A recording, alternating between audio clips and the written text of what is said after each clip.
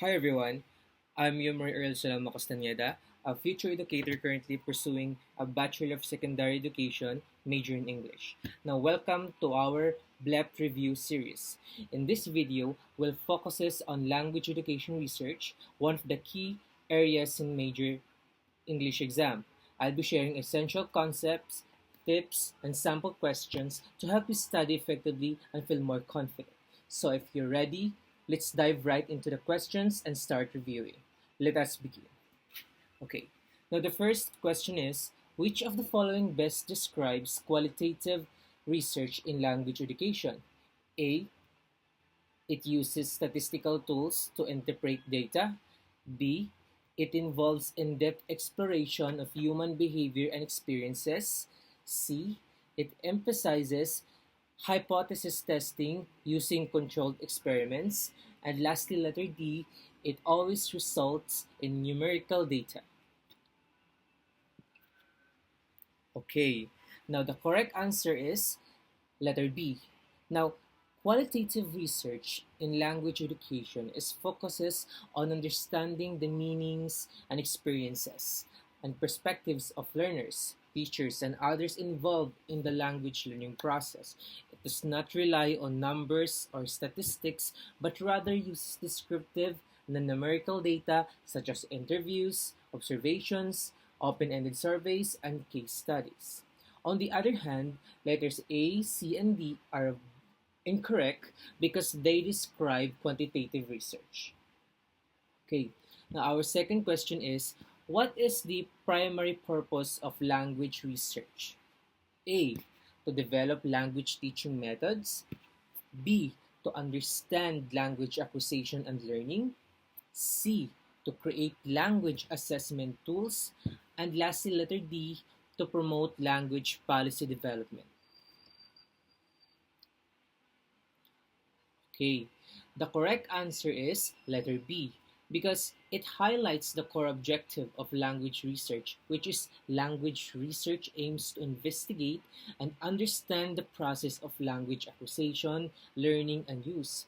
On the other hand, letter A, C, and D are related to language research applications. However, they are not the primary purpose. The letter A aims to improve teaching, letter C aims to create assessments, and lastly, letter D aims to inform policy. Okay. On our third question is, which part of a research paper outlines how data was collected and analyzed? A. Review of related literature. B. Methodology. C. Introduction. And lastly, D. Abstract. Okay.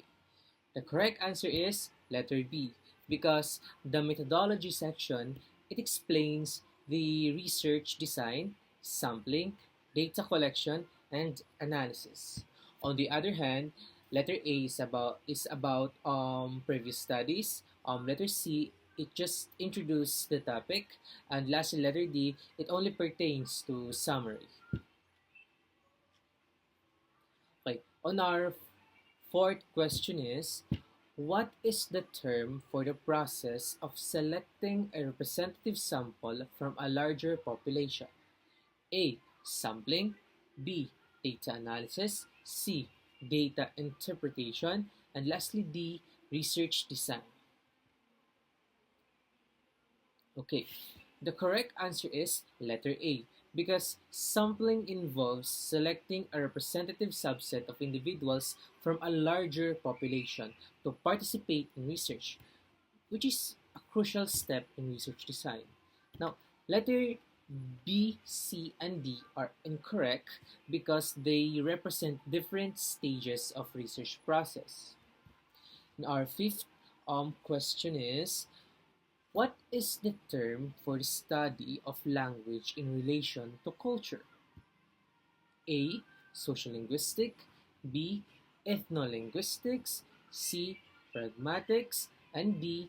Discourse analysis. Okay, the correct answer is letter B because ethnolinguistics examines the relationship between language and culture.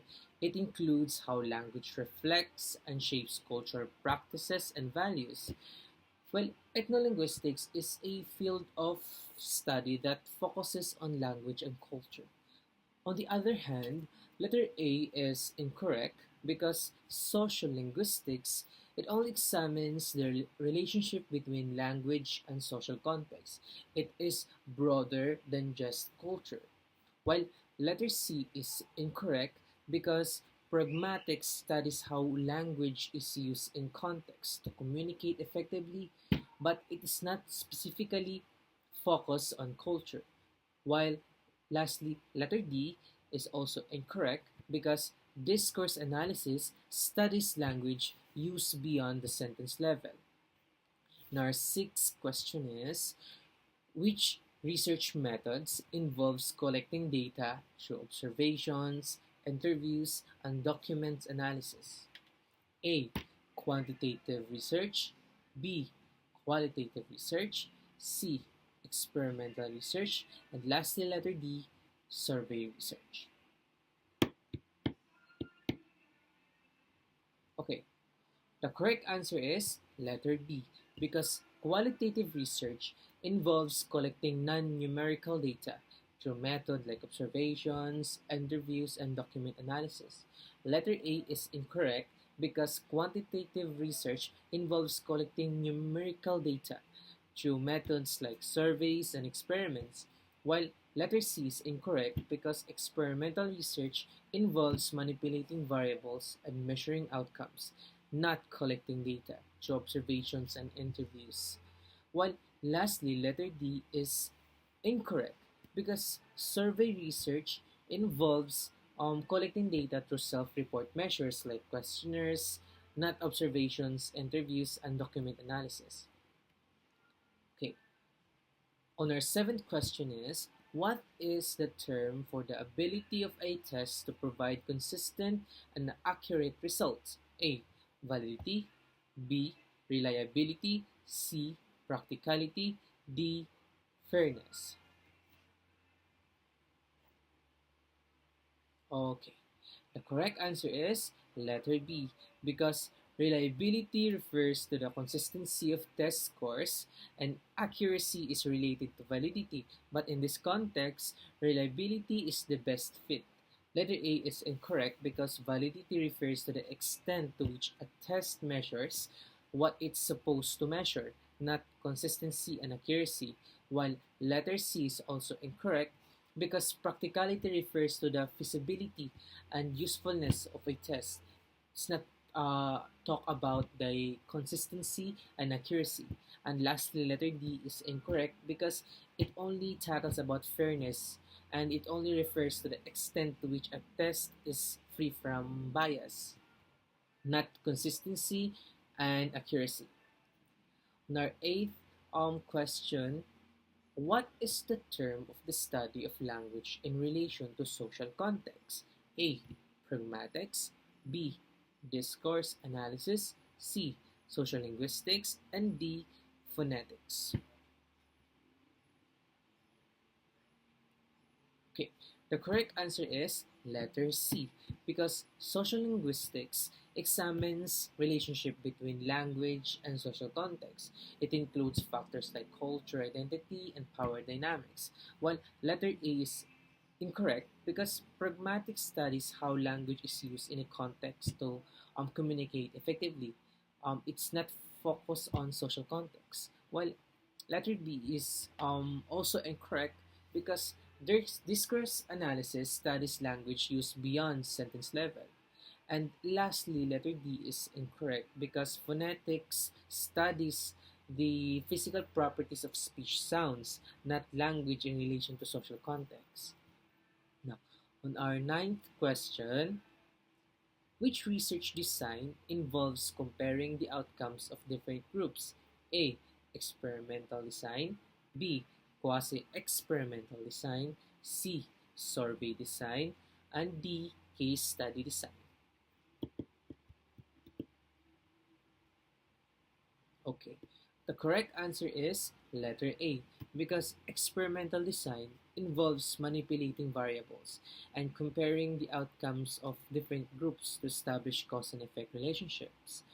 However, letter B is incorrect because quasi-experimental design involves only comparing groups without random assignment, while letter C is also incorrect because survey design involves collecting data through self-report measures, not comparing outcomes of different groups.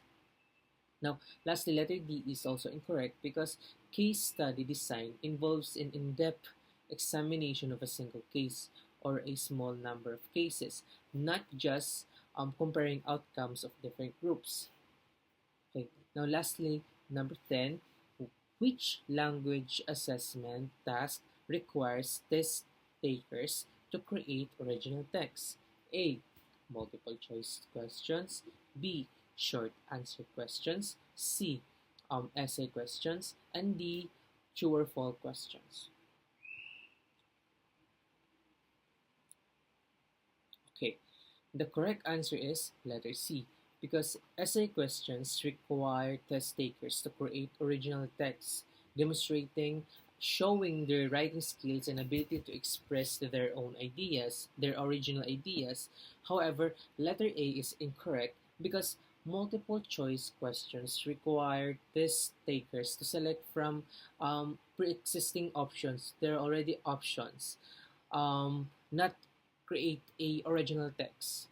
While letter B is also incorrect because short answer questions are required test takers to provide brief responses but may not require original text. And lastly, letter D is incorrect because true or false questions require test takers to identify correct or incorrect statements, not create original text. Okay. That's all, and thank you so much for watching. I hope this video helped you in your BLEPT preparation, and don't forget to like, share, and subscribe for more review content. Now, good luck with your studies and see you in the next video. Bye-bye.